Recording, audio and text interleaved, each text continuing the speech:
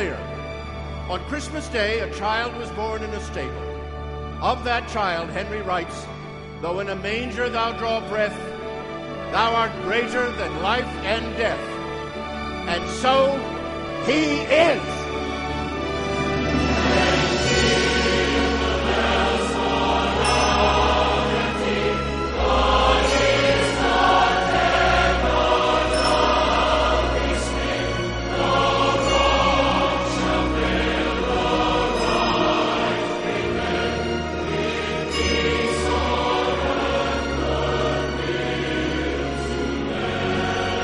As the bells ring on, Henry dips his pen again and again.